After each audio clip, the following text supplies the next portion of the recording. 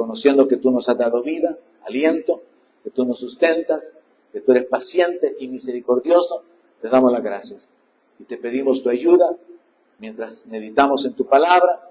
Sé tú, Señor, hablando a nuestro corazón, afirmándonos, estableciéndonos. Y sé tú, Señor, cargando los corazones con ese conocimiento y ese entendimiento de tu palabra, que nos permita compartirlo también a otros. En el nombre de Jesús, te lo pedimos y te damos las gracias por la libertad que tenemos de estar aquí. En el nombre de Jesús. Gracias, Señor. Amén. Aleluya. El tema de hoy es esperando el reino de Dios, o el reino de los cielos, porque al hablar del reino de Dios, es el reino de los cielos viniendo a la tierra. Y quiero hablarle acerca de nuestra actitud con respecto a esperar la manifestación del reino. Y también quiero hablarle un poco acerca de los tiempos relacionados con la manifestación o con el establecimiento del reino de Dios. Una cosa es la esperanza de que el reino de Dios sea establecido, como dice en el Padre Nuestro. Venga a nosotros tu reino. El reino de Dios va a venir a la tierra. ¿Cuántos lo saben? Los miembros del CCF tienen que saber que no es bíblico, no es correcto decirle a la gente dónde va a pasar la eternidad. Porque nadie va a pasar la eternidad en el cielo. No es correcto decir que la eternidad se va a pasar en el cielo. Porque el reino de los cielos viene a la tierra. Ahora, sí, la iglesia sube, pero luego la iglesia baja. Entonces, no es bíblico preguntarle a la gente, ¿dónde va a pasar usted la eternidad? ¿En el infierno o en el cielo? Porque nadie la va a pasar en el cielo. Ahora, nosotros sabemos por la palabra que el reino de los cielos va a ser establecido en la tierra. Y esa es una esperanza, que el reino sea establecido. Pero también hay una esperanza que es bien personal, individual, y es entrar en el reino de Dios. O sea, una cosa es esperar que el reino venga a la tierra, pero otra cosa es que usted espere entrar en el reino. Que usted espere tener la entrada en la gloria de Dios. Ahora, para poder vivir en esa esperanza, para poder permanecer en esa esperanza, nosotros necesitamos comprender los tiempos. Y todo cristiano evangélico debe de ser establecido en estas verdades que a través de la palabra de Dios pueden ser aclaradas. Lo primero que quiero comenzar diciendo es que los profetas del Antiguo Testamento, y aún Moisés, y aún en el Pentateuco hay otra referencia, los profetas anunciaron el reino. Y nosotros encontramos referencias en Ageo, en Isaías, en Jeremías, con respecto al reino, porque los profetas anunciaron el reino. Pero luego también encontramos en la Biblia, cronológicamente, que Juan el Bautista anunció el reino. El Señor Jesús anunció el reino y le encomendó a los apóstoles que también lo anunciaran.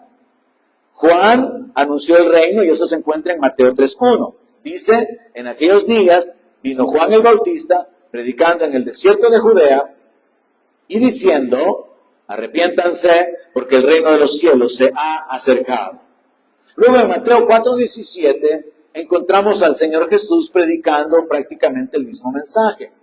Desde entonces comenzó Jesús a predicar y a decir, arrepiéntanse porque el reino de los cielos se ha acercado. Pero el Señor Jesucristo también le encargó a los discípulos predicar el mismo mensaje. Así que en Lucas, capítulo 10, verso 8, encontramos que el Señor les dio instrucciones y entre otras les dijo, en cualquier ciudad donde entren y los reciban, coman lo que les pongan delante y sanen a los enfermos que haya en ella. Y díganles, se ha acercado a ustedes el reino de Dios. Mas en cualquier ciudad donde entren y no los reciban, salgan por sus calles y digan, aún el polvo de vuestra ciudad que se ha pegado a nuestros pies, lo sacudimos contra ustedes. Pero sepan esto, que el reino de Dios se ha acercado a ustedes. Vemos entonces que es una doctrina del advenimiento del reino que se repite en la Biblia. Y nosotros podemos saber que esa declaración de que el reino de Dios se había acercado, porque voy a hablar en pasado, hace unos casi 2000 años. Esa declaración de que el reino de Dios se había acercado está basada en la realidad espiritual de que a través de la presencia del Señor Jesucristo, a través de la predicación del Evangelio de Jesús y por medio del Espíritu Santo, el reino de Dios se acercó al mundo que estaba gobernado por el reino de las tinieblas. El diablo tenía todo el gobierno del mundo y por eso hasta se lo ofreció al Señor. ¿Cuánto recuerdan? En Lucas 4, en la tentación, el diablo le dijo al Señor: todos los reinos de este mundo me han sido dados y a ti te los daré si postrado me adoras. ¿Cuándo el diablo recibió los reinos? Cuando Satanás decidió desobedecer a Dios y decidió pecar y decidió someterse a la tentación a través de Eva. Desde entonces el mundo quedó bajo maldición, bajo juicio, bajo condenación, bajo el dominio del diablo. Y desde entonces el diablo ha estado en control de la tierra, en control de los reinos del mundo, en la medida que Dios se lo ha permitido. Porque como está escrito en Daniel, el cielo gobierna. Es Dios quien tiene el control de todas las cosas. Pero como Dios es justo hasta con el diablo. Hay el respaldo bíblico para poder probar que Dios podría haber destruido al diablo. Dios podría haber impedido que el diablo viniera a tentar a Eva en el paraíso. Dios pudo haber impedido, después de que el diablo causó la rebelión en el cielo, que se apareciera en la tierra. Pero Dios, que es perfecto, y Dios que creó a una raza a su imagen y a su semejanza, sabiendo de la caída provocada por el diablo, Él ya había previsto que a través del Cordero de Dios, Él iba a levantar, a rescatar, a redimir a esos seres humanos caídos y los iba a constituir en hijos suyos. Y por eso Juan dice: miren cuál amor nos ha dado el Padre, que seamos llamados hijos de Dios. Porque los ángeles no son llamados hijos. Pero Dios decidió levantar de entre la raza caída, a través de la regeneración por su Espíritu, a esos pecadores arrepentidos para poder posicionarlos y convertirlos en hijos. Y todo esto tiene que ver con una finalidad: el reino de Dios. Porque al final Dios va a cumplir su voluntad y su propósito sobre la tierra. Ahora, es interesante que el reino ciertamente se acercó, como lo declaró Juan, como lo declaró el Señor Jesucristo, como lo declararon los apóstoles bajo la instrucción del Señor. Pero es interesante, vamos a Lucas capítulo 11, verso 20, que el Señor Jesucristo habló del reino de los cielos, estando ya en la tierra, de una manera que pudiera ser visible o evidente. Dice el Señor, después de que lo acusaron, de que él por Belcebú echaba fuera a los demonios, dijo el Señor en el verso 20: mas si por el dedo de Dios echo yo fuera a los demonios, ciertamente el reino de Dios ha llegado a ustedes. Yo creo que usted se mentalice, que usted se enfoque en la narración bíblica y entienda esto. El mundo ha estado bajo el poder del diablo, y por eso el diablo ha levantado religiones, el diablo ha levantado tanta maldad, tanta corrupción, tanta inmoralidad. El mundo ha estado bajo el dominio del diablo, quien ciega el entendimiento de los incrédulos, quien ha levantado ídolos y ha causado que el ser humano se desvíe inmoralmente, religiosamente, materialmente, políticamente y en todas las direcciones. Entonces el diablo ha logrado, por causa de mantener el dominio, de mantener el control del mundo y de los gobiernos, el diablo ha logrado hundir a la humanidad en la pobreza, en la miseria, en la esclavitud, en los sufrimientos y en los padecimientos de diferentes tipos. Pero entonces aparece el Señor, que es el buen pastor, que da su vida por las ovejas, y Él viene para dar vida, Él viene para dar libertad. Y Él se proclama el día que Él lee el rollo del libro en la sinagoga, que el Espíritu del Señor estaba sobre Él y que estaba ungido para libertar a los cautivos. Estaba ungido para sanar a los quebrantados de corazón. Estaba ungido para abrir los ojos de los ciegos. Él estaba ungido para poder traer libertad a los presos. Y entonces revela que Él vino para traer el reino de Dios en medio del reino del diablo. Así que ahora el Señor Jesús puede hablar de una manera directa y hacerles entender a los discípulos, a los religiosos y a la gente de su tiempo, que el hecho de que Él tuviera la capacidad de echar fuera demonios significaba claramente que el reino de Dios había intervenido en el reino del diablo. Y que el reino de Dios era más poderoso que el poder del diablo, hasta el punto que los demonios tenían que sujetarse en su nombre. No era únicamente el Señor Jesús echando fuera demonios por su presencia, por su santidad, por su dignidad, sino que aquellos 70 también regresaron con gozo diciéndole, hasta los demonios se nos sujetan en tu nombre. Y Jesús le dice, no se gocen de eso. Alégrense de que sus nombres estén inscritos en el libro de la vida. Alégrense de que ustedes ya tienen su nombre registrado y van a entrar en la gloria, van a entrar en el reino. Pero el reino ha venido, el reino ha comenzado a manifestarse. El hecho de que los endemoniados fueran liberados, el hecho de que los enfermos fueran sanados, el hecho de que los cautivos fueran libres, revela, el reino de Dios ha llegado a ustedes. Y esa es la declaración del Señor. Si por el dedo de Dios yo echo fuera a los demonios, ciertamente, o sea, con seguridad y claramente, esto es una demostración, esto es una evidencia, esto es una prueba, dijo el Señor Jesucristo, el reino de Dios ha llegado a ustedes.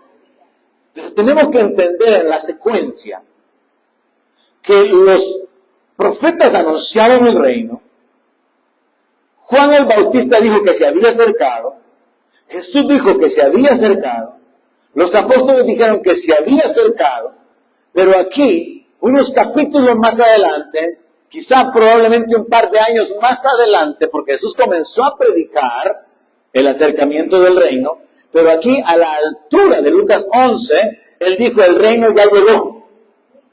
La predicación antigua era, se ha acercado. Una cosa es que usted se acerque, otra cosa es que ya llegó. Una cosa es que usted venga cerca, otra cosa es cuando usted ya llegó. Entonces vea, y yo he ocupado el libro de Lucas para poder seguir la secuencia en ello, que el reino fue anunciado como acercándose, pero a la altura de Lucas 11:20, el Señor dice, ciertamente el reino de Dios ha llegado. Entonces usted tiene que entender esta declaración del Señor. El reino de Dios ya llegó. El reino de Dios ya vino. Hace casi 2000 años el reino vino. Y así como la ley fue dada por Moisés y la gracia fue traída por medio del Señor Jesucristo, el reino de Dios fue acercado y fue traído a la tierra en la persona de Jesucristo.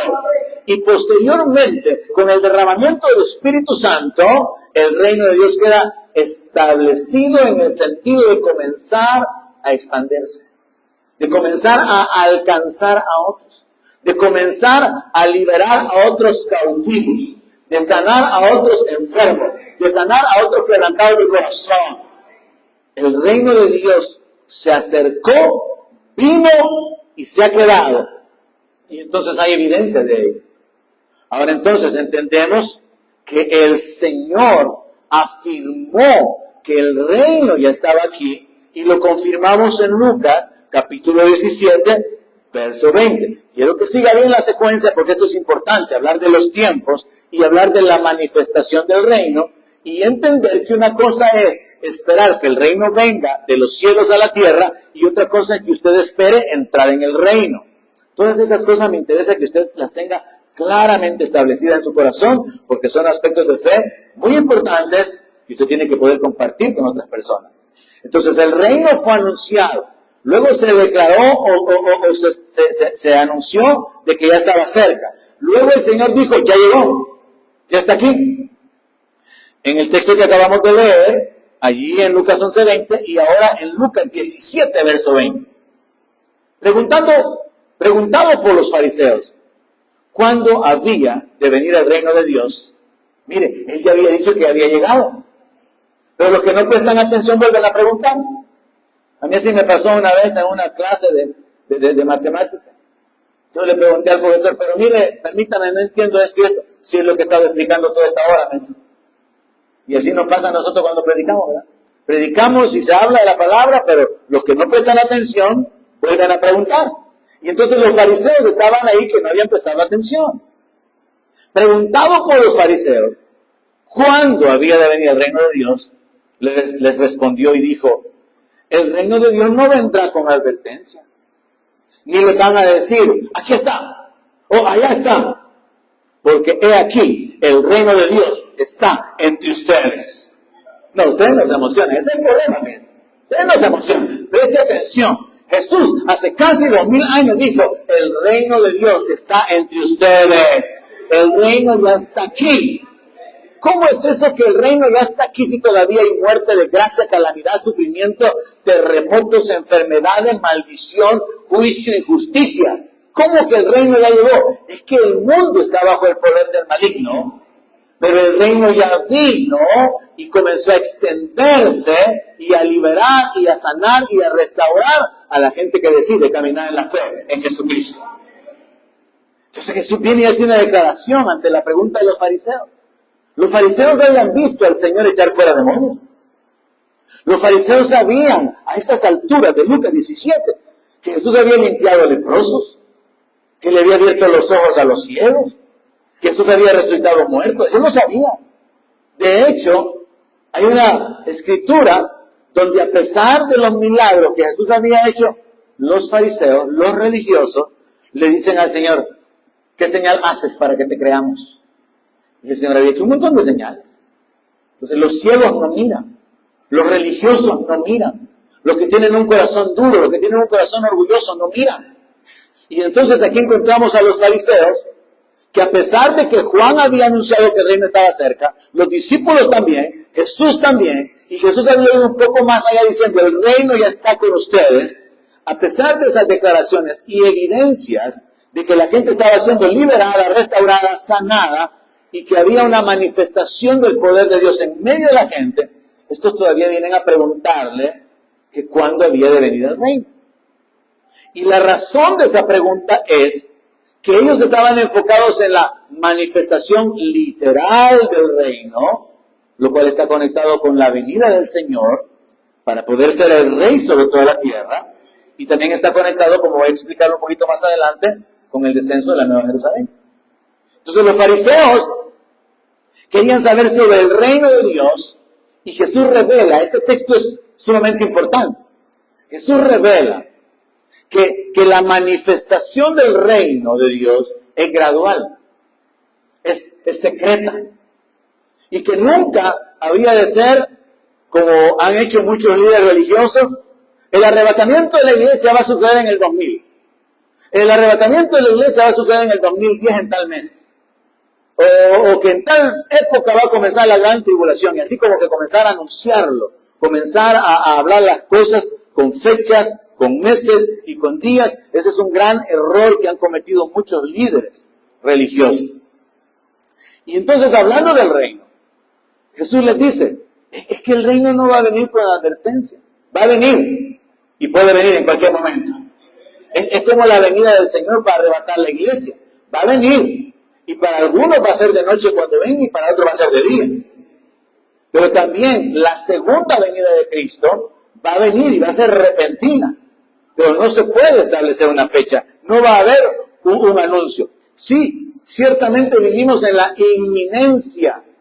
La doctrina de la inminencia significa Él puede venir en cualquier momento.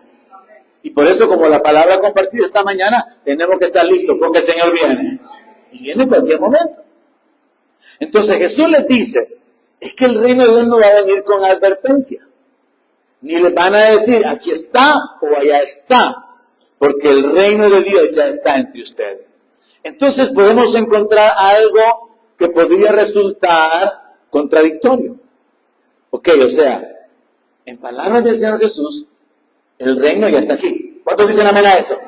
Él lo dijo, yo lo creo. Pero todavía no ha venido. Entonces resulta contradictorio. El reino ya está aquí, pero el reino no ha venido.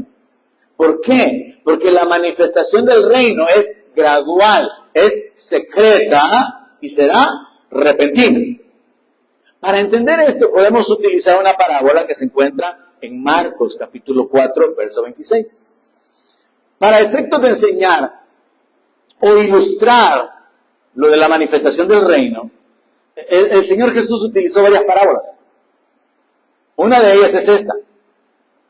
Dice Marcos 4, 26. Decía además, así es el reino de Dios, como cuando un hombre echa semilla en la tierra, y duerme y se levanta, de noche y de día, y la semilla brota, y crece sin que él sepa cómo. Porque de suyo lleva fruto la tierra, primero hierba, luego espiga, luego grano lleno en la espiga, y cuando el fruto está maduro, enseguida se mete la hoz, porque la siega ha llegado. Jesucristo es la semilla que fue plantada en el reino de las tinieblas. Es la semilla de vida. Fue el originador, fue el que trajo el reino de los cielos a la tierra. Y por eso Jesús pudo decir, aquí está el reino entre ustedes. Porque Él acercó el reino. Por eso Él le dijo a los apóstoles, donde quiera que vayan, sanen a los enfermos, limpian a los leprosos y díganle a la gente que el reino se ha acercado. Porque los discípulos estaban acercando el reino a la gente. ¿Sabe qué es bien interesante que usted piense de usted de esa manera? Que usted puede acercar el reino a la gente. La gente vive en las tinieblas, en la oscuridad, en la ignorancia, en la condenación, en la muerte. ¿Hay alguien aquí esta mañana? La gente vive confundida, desesperada. Y usted puede llevarles el reino, usted puede acercarles el reino. ¿Cómo? A través del Evangelio. A través de la predicación de Jesucristo. A través del Espíritu Santo en su vida. A través del respaldo, del poder de Dios en su vida. Usted lleva el reino de Dios. Usted acerca el reino de Dios. De esa manera que el reino se ha ido extendiendo, alcanzando a las multitudes. Alcanzando a los que deciden creer, obedecer a la fe. Esta parábola nos muestra la idea del desarrollo del reino de una manera secreta, paulatina, gradual, hasta que haya fruto. Porque dice que la semilla se echó en la tierra. Pero el hombre se va a dormir, se levanta. Solo me imagino a Adán, el que cuida el terreno allá en Santana, que siembra su milpa y está ahí pendiente, ¿verdad? Esperando que salgan las matitas. Mientras no han salido, él está ahí abonando, limpiando. El grano no ha dado ninguna evidencia que viene algo para arriba.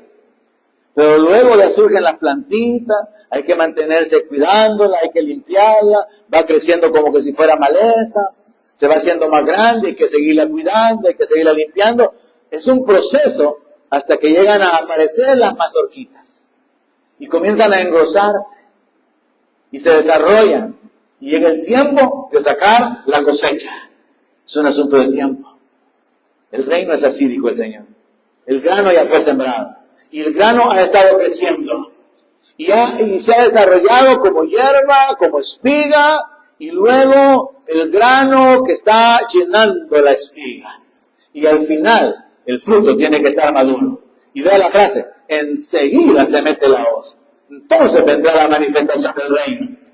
Cuando el Señor, a través de los mismos discípulos, a través de los mismos redimidos, a través de las mismas personas rescatadas, estará alcanzando a otros. A través del Evangelio, a través del Espíritu de Dios, a través del nombre de Jesús, causando que la vida de las personas puedan ser cambiadas.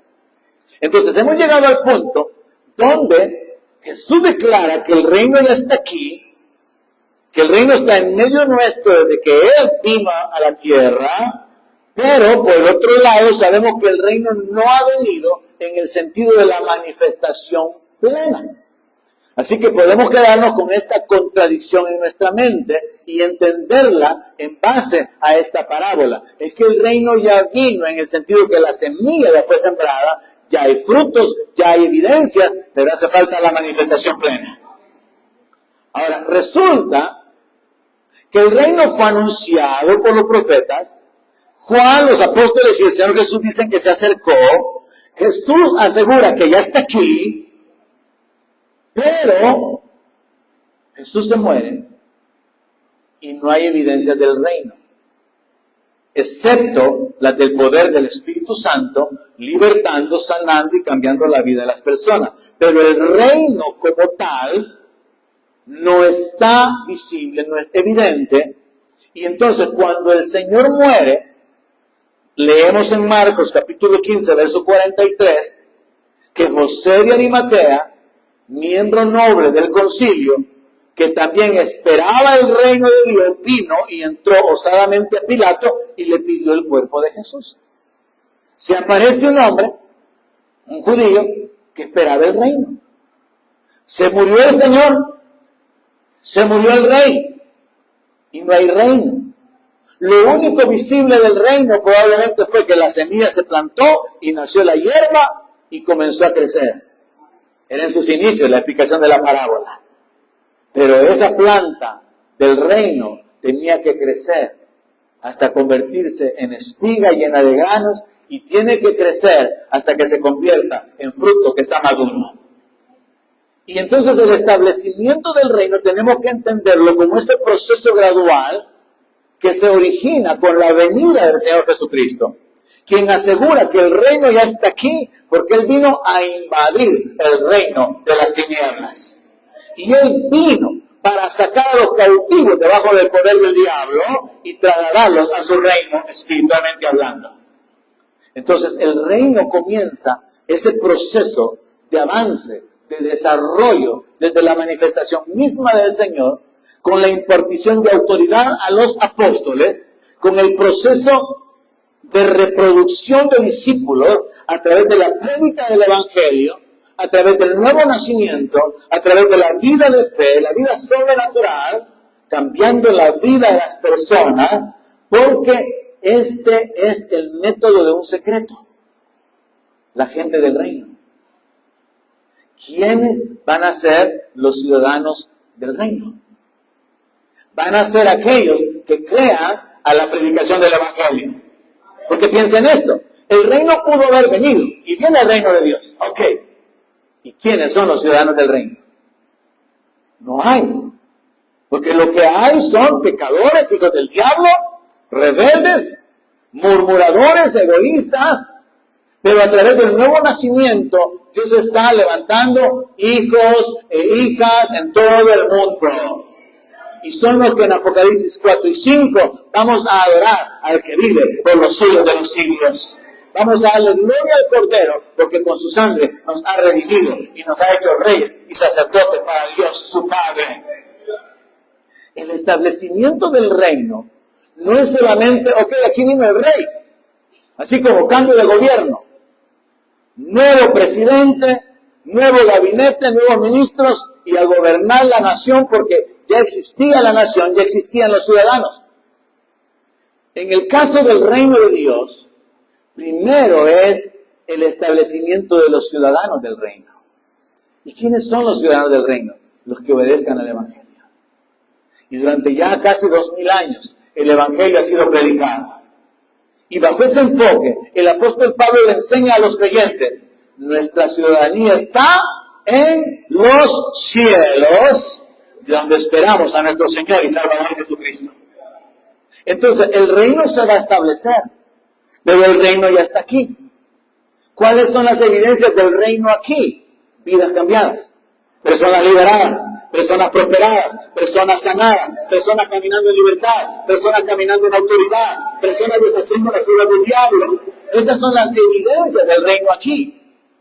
Pero hace falta que el reino se establezca con el rey, con la ciudad, de una manera plena.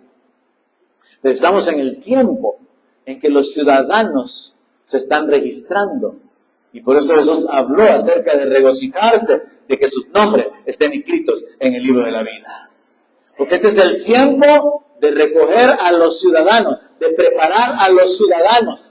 Este es el tiempo de integrar o de reunir a los ciudadanos del reino. Entonces resulta que es necesario continuar esperando la manifestación del reino, porque el Señor murió y el reino no vino. Y Jesús enseñó que había que orar, venga a nosotros tu reino. Pero el reino no vino. José de Arimatea, que estaba esperando el reino, pide el cuerpo del Señor Jesús. Pero vea la frase, esperaba el reino. La expectativa del reino ha sido un tema fundamental en la mente de los israelitas. Los judíos saben que ellos fueron llevados a su máxima gloria en el tiempo de Salomón. Y ellos saben, por lo que los profetas escribieron, que el reino habrá de ser establecido en la tierra y que ellos como nación tienen un lugar fundamental en esto. Entonces los judíos viven con la inquietud de la manifestación del reino, y entonces sucede que José de Arimatea, cuando Jesús muere, y se hace la referencia de que él esperaba el reino, pide el cuerpo. Sucede que el Señor resucita, se comienza a manifestar y a aparecer a los apóstoles y a muchos discípulos, y en una de las ocasiones en que están reunidos, verso 6 de Hechos capítulo 1, dice que los que se habían reunido le preguntaron al Señor, ubíquese en el tiempo, Jesús está resucitado ahora y el reino no ha venido. Le preguntan al Señor, ¿restaurarás el reino a Israel en este tiempo? Quiero recapitular de nuevo. Los profetas lo anunciaron. Isaías, Ageo, Jeremías, Daniel hablaron del reino. Juan el Bautista dijo que se había acercado. Jesús también predicó que se había acercado. Los apóstoles también. Pero luego Jesús dijo, aquí está ya. Jesús declaró, está en medio de ustedes. Pero Jesús se muere y el reino no está manifestado plenamente. Jesús resucita y el reino no está manifestado plenamente. ¿Cuántos me van siguiendo la historia cronológica? Todavía tenemos que seguir esperando el reino. Todavía hay que vivir esperando la manifestación del reino. En este sentido, el reino visible está pendiente de manifestarse. ¿Qué sería el reino visible? El reino visible es cuando hay un rey al que se le puede ver. Y la Biblia dice que le veremos cara a cara, tal como Él es. Estamos aguardando la manifestación gloriosa de nuestro gran Dios y Salvador, Jesucristo. Él va a venir. El reino visible es la manifestación de Jesús en la tierra como rey. Un rey necesita tener 4 elementos. Un reino necesita tener 4 elementos. Un rey, una ciudad, ciudadanos y leyes. Eso es lo que conforma toda nación. Tiene que haber un gobierno, tiene que haber una ciudad o una capital de donde se gobierna, tiene que haber gente que viva en esa nación y tienen que haber leyes que gobiernan a esos ciudadanos. Entonces, el reino visible se dará, se consumará cuando el Rey de Gloria venga a la tierra. Cuando la nueva Jerusalén descienda a la tierra. ¿Cuántos saben que desciende? La nueva Jerusalén descenderá. Y como los ciudadanos han sido rejuntados, recogidos, reunidos durante 2000 años, ya van a haber ciudadanos para el reino. Y las leyes están en el Evangelio. Las leyes de Dios, el gobierno de Dios sobre los seres humanos. Ahora entonces entendamos que el reino ya está aquí, pero no está. El reino fue traído por el Señor Jesucristo, pero la manifestación visible todavía está pendiente. Y esto es importante entenderlo para que usted le pueda compartir esta esperanza a la gente que no sabe de Cristo. Porque la gente oirá a los testigos de Jehová hablarles del reino. Y una de las formas más comunes de los testigos de Jehová de predicar es, le gustaría vivir en un lugar donde hay paz, donde no hay guerra, donde no hay robos, donde no hay violencia, donde no hay muerte, y le presentan a la gente así la esperanza de vivir en el paraíso. Y le presentan a la gente la idea del reino de Jehová en la tierra. En eso no están perdidos. En lo que están perdidos es en todo lo demás. Que Jesús no es Dios, que no hay infierno, de que el espíritu de la persona desaparece cuando se muere. En todo lo demás es que están perdidos. Pero en decirle a la gente que Dios va a restablecer el reino en la tierra, en eso están correctos. Y los evangélicos están equivocados ofreciendo a la gente el cielo por la eternidad. Entonces es importante establecernos en la verdad de la palabra. Y para poder comprender el establecimiento del reino, tenemos que entender los tiempos de Dios. Cuando los discípulos le preguntan al Señor en Hechos 1:6, Señor, ¿vas a restaurar el reino de Israel en este tiempo? Hay elementos que considerar ahí. Número 1, Los judíos están esperando el reino. Y hasta el día de hoy están esperando al rey y el reino. Número 2, ellos llegaron a entender que Jesús era el rey. Por eso le preguntan, ¿vas a restablecer el reino en este tiempo? Y Jesús le contesta en Hechos 1:7, no les toca a ustedes saber los tiempos o las sazones que el Padre puso en su sola potestad. Ubiquémonos. Jesús muere según la discrepancia del calendario romano y el calendario griego o judío, año 33, año 36, año 30 de nuestra era. Entonces, hace unos 1990 y algo de años, el Señor le dijo a los discípulos, a ustedes no les corresponde saber los tiempos. Pero luego vienen las revelaciones a los apóstoles, y particularmente al apóstol Pablo y al apóstol Juan. Y a ellos Dios les revela elementos que no están en los evangelios. Pablo comienza a hablar del arrebatamiento de la iglesia, Juan comienza a hablar de los eventos del futuro, la gran tribulación, el anticristo. A Juan se le revelan cosas que tienen que ver con el libro de Daniel. Y entonces hay que poner en orden todas las piezas del rompecabezas. Y esto es sumamente interesante a los que les gusta leer verdaderamente la palabra de Dios. Y llegar a comprender cuáles son los tiempos de Dios. Y para entender los tiempos yo solamente le voy a dar así una probadita esta mañana para los que les gusta comer un poquito de la palabra. Tenemos que irnos a Daniel, capítulo 2, verso 32. Para entender los tiempos de Dios y comprender cuál es el plan que Dios tiene para el establecimiento del reino, sabiendo que ya está aquí, pero no está aquí, vemos en Daniel, capítulo 2, verso 32, la revelación dada a Nabucodonosor por Dios en un sueño que se le olvidó, y por el cual este viejo loco quería matar a todos los astrólogos, a todos los magos, porque si no le contaban lo que había soñado y lo que significaba, dijo que tenían que morirse. Y este hombre tiene un sueño que a Daniel le es revelado, porque fue Dios quien le dio el sueño a Nabucodonosor. Dios es el que da el sueño y Dios es el que da la revelación. Si usted alguna vez tiene un sueño que le inquieta, pregúntele a Dios qué quiere decir. A mí no me pregunte, yo no soy José. Ni ando buscando quién le interprete los sueños. Y no lo tome a mal, lo digo en serio. Porque a veces nosotros andamos dando día con algo que soñamos y lo que soñamos fue de nuestra alma. No es revelación de Dios. Entonces, a Nabucodonosor Dios le da un sueño y a Daniel Dios le da la interpretación, aparte de que le dijo qué es lo que había soñado.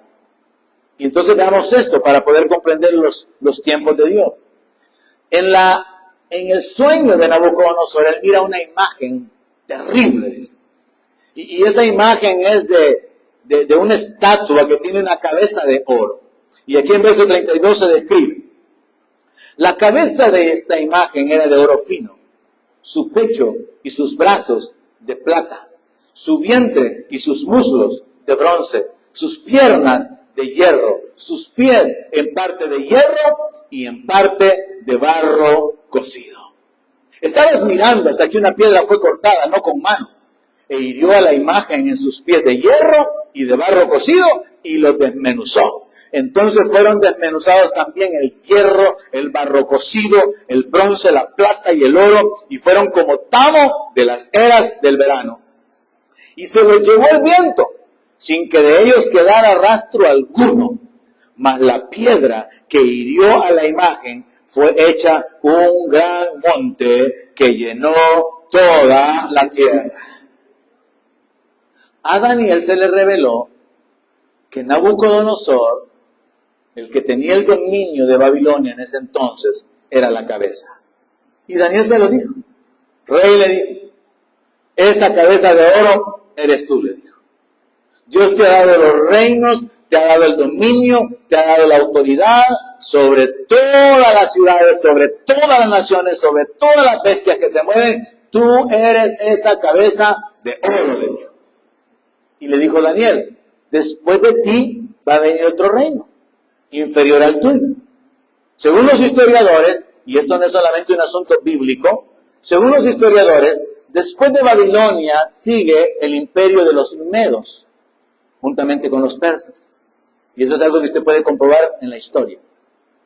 Después de Babilonia, entonces, el segundo imperio es el de los medo-persas. Se viene un tercer imperio, después del imperio representado en el pecho y brazos de plata.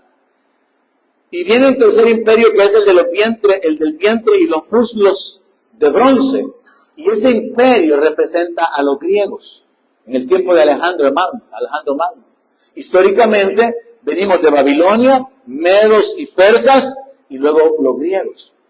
Después de los griegos viene el cuarto imperio representado en piernas de hierro, verso 33, y los pies en parte de hierro y en parte de barro cocido. Imagínese usted la imagen. Piernas de hierro, pero al llegar a los pies hay hierro mezclado con barro, lo cual es símbolo de debilidad. Entonces la imagen en el sueño de Nabucodonosor, dada por Dios, significa que había un imperio glorioso, un imperio majestuoso, lleno de riquezas y de gloria, pero que habría una sucesión de 4 grandes imperios mundiales y el último representa a Roma. Y es Roma quien tiene el gobierno mundial cuando el Señor Jesucristo se aparece. El Señor Jesucristo es representado en esa piedra que hiere la imagen y que le va a poner final a todos los imperios de la tierra. Pero el Señor vino y el reino no se estableció, porque hay que entender los tiempos. Tenemos que saber que en la revelación escatológica ya existieron los 4 imperios mundiales, pero ha habido una pausa y esto es importante comprenderlo. Roma cayó, el imperio romano cayó. Y desde entonces han habido intentos de un imperio español, de un imperio francés, un imperio británico. Y por eso hasta Australia llegaron conquistando, a África llegaron conquistando, dominando, aquí también las naciones poderosas. Pero no se reconocen a esos como tal, en el sentido de la influencia y el dominio que estos 4 imperios de la antigüedad tuvieron sobre el mundo entonces conocido. Así que no habrá más imperio. El último es Roma. Pero resulta que se nos narra acá en Daniel que estos reinos habrían de ser desmenuzados y que no iba a quedar rastro alguno de ellos. ¿Por qué? Porque cuando el reino de Dios se establezca, no va a haber ni memoria de los reinos en la tierra, de los reinos humanos. Y la piedra, la roca, que es Jesucristo, se convierte en un gran monte, es decir, es levantado, esa piedra insignificante, ese hijo del carpintero que fue crucificado, se levantará como el Rey de Reyes y Señor de Señores sobre toda la tierra, y ante él toda rodilla se doblará. Pero hay que entender los tiempos. El imperio romano terminó, y aquí estamos. Todavía no ha venido el reino. ¿Por qué? Porque Jesús les dijo a los apóstoles, a los discípulos, no les toca a ustedes conocer los tiempos. Eso viene más adelante. Los judíos sabían que ellos están incluidos en el plan de Dios de establecer el reino. Los judíos sabían, los que habían creído en Jesús, que Él era el rey. Y por eso le preguntaron, ¿vas a restablecer el reino en este tiempo? Pero lo que no sabían era que faltaba tiempo. Y ahora nosotros estamos al final de los tiempos bíblicamente. Porque está escrito en Oseas, después de 2 días nos resucitará. Al tercer día nos dará vida. Israel ha sido abandonado por 2000 años. Tiempo para que los gentiles entráramos. Viene el tiempo de la restauración de Israel. Pero juntamente con el tiempo de la restauración de Israel viene el tiempo del arrebatamiento de la iglesia. Y viene el tiempo de la gran tribulación sobre la tierra. Y por eso es importante estudiar, hermano, para poder conocer dónde estamos, hacia dónde vamos, qué es lo que Dios ha revelado en su palabra. Los 4 imperios mundiales le fueron confirmados a Daniel en el capítulo 7. Lo que Nabucodonosor soñó y se le olvidó, y Daniel le reveló, porque Dios le dio a él la interpretación y hasta el sueño que había tenido Nabucodonosor. Daniel recibió una revelación directamente de parte de Dios, confirmando los tiempos de Dios, que es lo que estoy tratando de compartir. Daniel 7:17. Daniel soñó con 4 grandes bestias. No tengo el tiempo, le sugiero que lo haga personalmente, donde se describen las bestias, donde se narra cómo Daniel pudo ver esas bestias, las figuras que tenía. Pero en el verso 17 le aclaran a Daniel lo siguiente. Estas 4 bestias son 4 reyes que se levantarán en la tierra. Verso 18. Después recibirán el reino los santos del Altísimo y poseerán el reino hasta el siglo, eternamente y para siempre. ¿Ok? 4 reyes, 4 imperios. ¿Qué sigue después? El reino de los santos. Pero no se le dice a Daniel que entre el 4º reino y el reino de los santos hay un paréntesis de 2000 años. Y aquí es donde se pierden en la expectativa, y por eso los judíos estaban esperando que Jesús resucitado restableciera el reino, porque no sabían que hacían falta 2000 años para que los ciudadanos del reino escucharan el mensaje, creyeran el mensaje, obedecieran el mensaje. Y Dios en su paciencia ha dejado que el evangelio siga siendo predicado para que nosotros creyéramos, para que nuestros nombres se inscribieran en el libro de la vida. ¿Hay algún ciudadano del reino aquí esta mañana? Cuide su visa. Amén. Cuide su visa. Es importante que cuide su visa. Que su nombre permanezca escrito en el libro de la vida del Cordero. Si usted no ha aceptado a Cristo, usted necesita entregarle su vida a Cristo. Usted necesita venir y decir, Señor, yo quiero entregarte mi vida, voy a seguirte. Voy a vivir para ti, voy a vivir obedeciendo tu palabra, inclinando mi corazón a obedecer tu palabra, porque te reconozco como mi Señor y quiero ser salvo de la ira venidera. Usted necesita entregarle su vida a Cristo si su nombre no está escrito en el libro de la vida. Entonces los 4 imperios se nos confirman a través de las visiones que Dios le dio a Daniel. Y el 4º reino, el 4º imperio, sin lugar a dudas, es Roma. Tanto por la descripción de las figuras, como históricamente quien dominaba en el tiempo del nacimiento del Señor Jesucristo, que es la piedra no cortada por mano de hombre. Entonces, el 4º imperio es Roma, y tuvo su tiempo de dominio. Y según los entendidos de la Biblia, el imperio romano va a resurgir. Porque hay revelaciones en Daniel que nos hablan de una alianza de 10 reyes. Y ahí se nos habla en forma figurada de cuernos. Y también en Apocalipsis. Y esto es lo interesante de conectar Daniel con Apocalipsis. Entonces se nos habla de una alianza. Y en Daniel capítulo 2, 44, se le dijo a Daniel, en los días de estos reyes, o sea, cuando el imperio romano resurja, en los días de estos reyes, cuando resurja como una alianza, el Dios del cielo levantará un reino que no será jamás destruido. Ni será el reino dejado a otro pueblo. Desmenuzará y consumirá a todos estos reinos, pero Él permanecerá para siempre. Es el reino de Dios.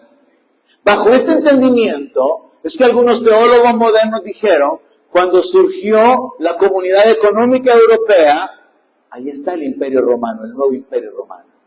Pero como esto es algo complicado, el Imperio Romano también tiene que ver con el Vaticano. Tiene que ver con la Gran Ramera. Tiene que ver con ese sistema religioso idólatra. Tiene que ver con ese sistema que estuvo involucrado en la Segunda Guerra Mundial, la matanza de judíos, la persecución de los cristianos, la promoción del Islam. ¿Sabe usted eso? O probablemente no lo sabe. La Iglesia Católica tiene que ver hasta con la creación del sistema islámico. Supuestamente son los representantes de Cristo, y el Papa es el vicario y representante de Cristo, pero están llenos de enseñanzas heréticas, de prácticas antibíblicas, rezar por los muertos, pedirle a los santos, pedirle a la Virgen, a la diosa del cielo, a la Madre de Dios. Están tan desenfocados en cuanto a la doctrina bíblica, y parte del gobierno de Roma tiene que ver con el poderío y la confusión causada por el sistema católico romano, donde la gente no es guiada hacia Jesucristo, sino hacia María, hacia los santos, hacia la iglesia misma como un medio de salvación, y hacia el Papa mismo como cabeza. La cabeza de la iglesia se llama Jesús. Y nadie puede salvar sino solamente Jesús. Y nadie puede perdonar sino solamente Jesús. Y nadie puede condenar solamente Jesús. Entonces hay que estar enfocados en la verdad de la palabra para estar establecidos y fundamentados espiritualmente. El cuarto reino de Roma se acabó, decayó, pero va a resurgir, porque este paréntesis, para que entráramos los ciudadanos gentiles, está por terminar, y ese cuarto imperio tiene que resurgir, y de esto se nos habla en Apocalipsis. Cuando van a aparecer una bestia con varios cuernos. Entonces, para efectos, hermanos, de establecernos en nuestra esperanza, y para efectos de que usted comparta con otros estas verdades de la palabra de Dios, y usted comparta su fe con otros, yo he querido esta mañana que usted entienda, debemos perseverar esperando la manifestación del reino. Pero tenemos que entender los tiempos. Y dentro de los tiempos de Dios, número uno, se nos revela que hay una sucesión de 4 imperios mundiales. Babilonia, los medo-persas, los griegos y los romanos. Y eso usted lo puede comprobar buscando la historia en la historia. Leyendo sobre la historia en los libros de historia. Usted va a comprobar que esa es una realidad, hasta con tiempos ahí. Entonces, hablando de los tiempos de Dios, después de la sucesión de los 4 imperios mundiales, vienen 2000 años, que son los de la era cristiana, para la entrada de los gentiles, para la salvación de los gentiles de todas las naciones. Y viene Pablo hablando de un misterio, que en la mente, en el corazón de Dios, Él quería crear un solo hombre, de judíos y de gentiles. Y que ya no hay varón, ni hembra, ni judío, ni gentil, sino que ahora hay un solo pueblo en la fe, en Cristo Jesús. Después de esos 2000 años de la salvación de los gentiles, el último imperio, que es el imperio romano, va a resurgir. Resurge, y cuando resurge, se da un dominio sobre la tierra, que es el último tiempo que el diablo tiene para traer destrucción, para traer confusión, hasta el punto que en la narración bíblica, el diablo va a causar que uno de los 2 individuos que va a levantar en la gran tribulación, dice que va a construirle una imagen. Y lo que hizo Nabucodonosor de construir una imagen para que la adoraran, se repite ya en Apocalipsis. Y entonces el enfoque es la idolatría. El enfoque es desviar a la gente del Dios vivo.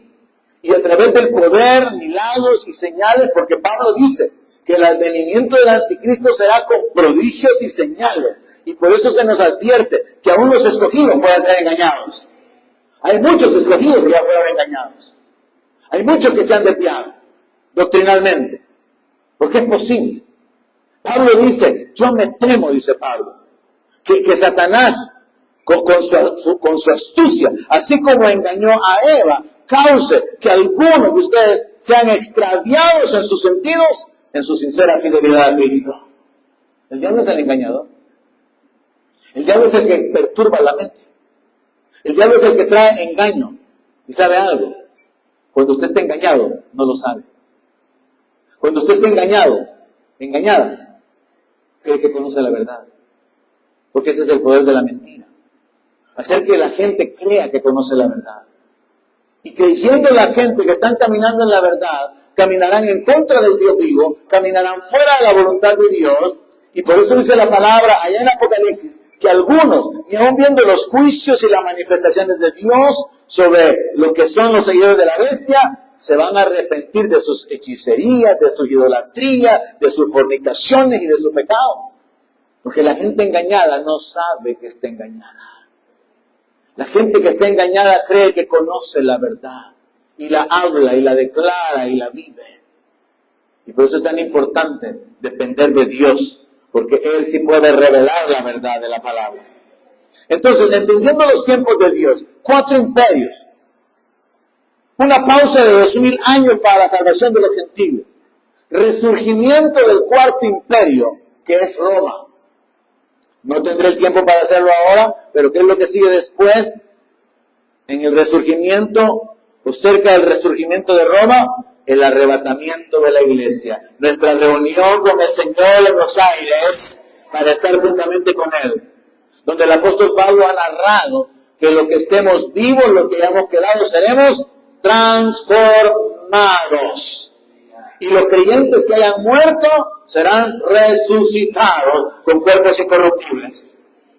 Después del arrebatamiento de la iglesia, y mientras el cuarto imperio ha resurgido sobre la tierra, lo que sigue es el tiempo de la gran tribulación, donde se va a manifestar el anticristo, donde los judíos ahora, con esa avidez, con ese deseo de ser establecidos como reino, van a recibir al anticristo pensando que Él es el rey. Y se va a cumplir la palabra del Señor Jesucristo que les dijo: yo he venido en nombre de mi Padre y no me han recibido. Otro va a venir en su propio nombre y a ese van a recibir. Entendiendo los tiempos de Dios, viene el momento en que Roma va a resurgir, un imperio religioso, un imperio político, un imperio económico sobre todo el mundo. Va a ser la última oportunidad que el diablo tiene para destruir millones de personas. Y en medio de ese ambiente va a surgir el anticristo, el falso Mesías. Y va a hacer un pacto con Israel. Por 3 años y medio Israel tendrá paz, tendrán su templo, estarán realizando los sacrificios de animales, derramando la sangre, los sacerdotes con sus vestiduras, el templo renovado y funcionando plenamente, hasta que a la mitad de la semana 70 de Daniel, que es otro tema, hasta que a la mitad de la semana de la gran tribulación el anticristo se revela como quien verdaderamente es. Y los judíos se dan cuenta que habían sido engañados. Los judíos se dan cuenta que habían seguido a quien no tenían que seguir. Se darán cuenta que no siguieron al que tenían que seguir. Y entonces comienzan a huir. Y durante la segunda mitad de la gran tribulación, Israel tiene que ser esparcido, van a tener que padecer, va a haber mortandad, según la narración bíblica, mártires de toda lengua, de toda nación, van a ir surgiendo, gente que va a ser decapitada, gente que va a tener que morir si quieren ser salvos. Y por eso a Juan se le muestra una multitud vestidos de ropa blanca, y a Juan le preguntan: ¿y estos quiénes son? ¿Y de dónde han salido? Y Juan responde: yo no sé, porque a Juan le están mostrando las visiones. Y uno de los 24 ancianos le dice: estos son los que han salido de la gran tribulación, los que han emblanquecido sus ropas con la sangre del Cordero, los que menospreciaron su vida hasta la muerte. Hermanos, actualmente la salvación es por fe. Pero por fe no significa sin esfuerzo. Jesús dijo: esfuércense por entrar por la puerta estrecha, porque algunos van a procurar y no lo van a lograr. Por fe significa negación. Por fe significa obediencia. Porque la fe sin obras es mala. No es cuestión de que ya acepté a Cristo hace 20 años soy salvo. No, usted debe de perseverar en la fe. Y la fe obedece. La fe tiene frutos. La fe se perfecciona con las obras. ¿Cuáles son sus obras? ¿Cuáles son las obras de su fe? La fe no es simplemente decir: no, yo soy salvo por la fe. No. Hay una vida de acciones, de abstenciones. Hay una vida de actitudes o de conducta que está conectada con nuestra fe en el Señor Jesucristo. Y ahí es donde tenemos que perseverar. Se manifiesta el anticristo, se da la persecución sobre Israel, termina la gran tribulación, y yo no me meto en más detalles, venga a estudiar en el primer nivel, comenzaremos en el 27. Se termina la gran tribulación, y entonces suceden 2 eventos tremendos con los que yo quiero terminar. Apocalipsis 19, la segunda venida de Cristo. Ya están los ciudadanos, que es todas las naciones gentiles y toda la gente de fe del pueblo de Israel de los tiempos antiguos. Ahora viene el Rey a la tierra. Apocalipsis 19. Y luego, Apocalipsis 21 y 22, ¿quién viene? La ciudad, la nueva Jerusalén, desciende del cielo, ataviada como una esposa para su marido. Ahora ya hay ciudadanos, ya hay un rey y ya hay una ciudad. Y las leyes del reino, que tienen que ver con el Evangelio, ya han sido anticipadas. Y entonces se va a dar la manifestación del reino. Así que, iglesia, entendiendo esos tiempos, es importante, Tito capítulo 2, verso 13, que sigamos aguardando la esperanza bienaventurada y la manifestación gloriosa de nuestro gran Dios y Salvador, Jesucristo. El Rey viene, la ciudad descenderá, y es necesario perseverar hasta el fin. El domingo pasado yo le compartía, bajo el tema de recobrando el ánimo, que Pablo, después de haber sido apedreado, habiendo tenido todos los obstáculos para desarrollar su ministerio, entró de nuevo a la ciudad donde lo habían apedreado, después se fue a Derbe, a Listra, a Iconio, y se fue a exhortar a los creyentes, a los discípulos a que permanecieran en la fe, y parte de su mensaje era: es necesario que a través de muchas tribulaciones entremos en el reino. No sé qué tribulaciones usted tenga, pero siempre hay. Pero Dios puede ayudarle para que las atraviese y entre en el reino. Las tribulaciones son estrategia del diablo para desviarlo de su llamado. Las tribulaciones son el intento del diablo para robarle la fe. ¿Hay alguien escuchando esta mañana? Las tribulaciones son el intento del diablo para confundirlo. Las tribulaciones son el intento del diablo para desanimarlo. Atraviéselas, hermano. Atraviéselas. Dios le dará el poder para hacerlo. Y Dios recibirá toda la gloria. Y usted recibirá la bendición. Es a través de muchas tribulaciones que vamos a entrar en el reino. El reino ya está aquí, pero no está aquí. Y tenemos que esperar su manifestación visible y completa. Pero ármese, como dice el apóstol Pablo, de este pensamiento. Segundo de Timoteo 3:12. Como yo lo mencionaba en mi testimonio de 30 años en el ministerio, con obstáculos, con dificultades, con oposición, con traición. Segundo de Timoteo 3:12. Y también, todos los que quieren vivir piadosamente en Cristo Jesús padecerán persecución. Si usted quiere servir al Señor, el diablo le va a poner obstáculos. Si usted quiere agradar a Dios, servir en el reino, cumplir su llamado, cumplir su ministerio, usted va a tener obstáculos. Va a haber persecución, van a haber limitaciones, van a haber necesidades, van a haber ataques. Pero sepa algo, usted es más que vencedor en Cristo Jesús. Usted tiene la victoria en Cristo Jesús. Somos más que vencedores por medio de aquel que nos amó y se dio a sí mismo por nosotros. Póngase de pie. Concluimos esta mañana. Enfoquémonos en perseverar aguardando la manifestación gloriosa de nuestro Señor. Determinemos en nuestro corazón el poder esforzarnos por permanecer y por avanzar hasta que entremos en el reino.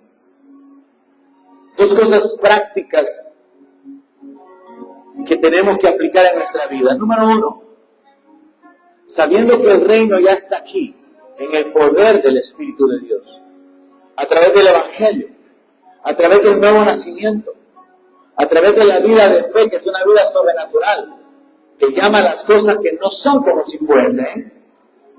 Párese disfrutando los beneficios de haber sido sacado del reino de las tinieblas al reino del Hijo amado. Dios no desea verlo a usted como hijo de Dios, caminando en la desgracia, en la miseria, en la esclavitud del pecado, en la enfermedad, en la necesidad. El deseo de Dios es que usted tenga vida abundante. Vuélvase a Dios esta mañana. Y número dos, de una manera práctica, objetiva, intencional, viva esperando la manifestación del Rey y la manifestación del reino de Dios en la tierra. Viva aguardando la manifestación gloriosa de Jesucristo. Viva con esa expectativa. El Rey viene, cualquier día Él vendrá, Él nos levantará y transformará nuestro cuerpo de debilidad, de vergüenza, en gloria, en poder. Viva con esa esperanza. No se deprima, no se entristezca por lo que le pueda estar pasando aquí ahora.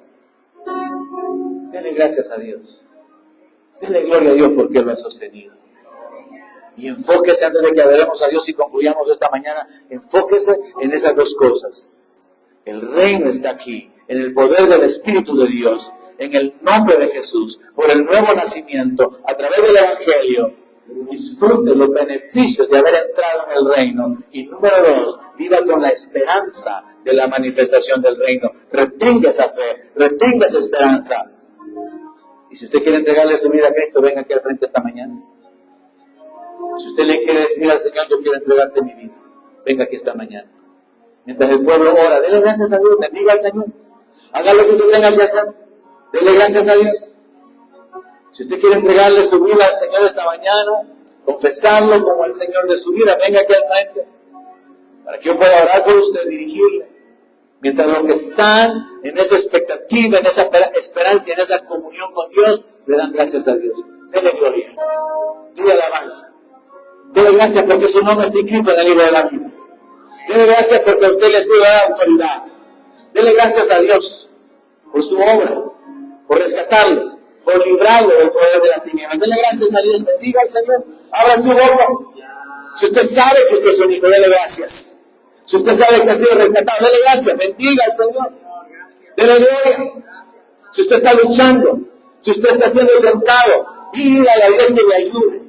Pídale a Dios que no le deje caer. Pídale a Dios que lo liberte de las ataduras, del lazo del enemigo. Pídale a Dios que se manifieste en su vida esta mañana.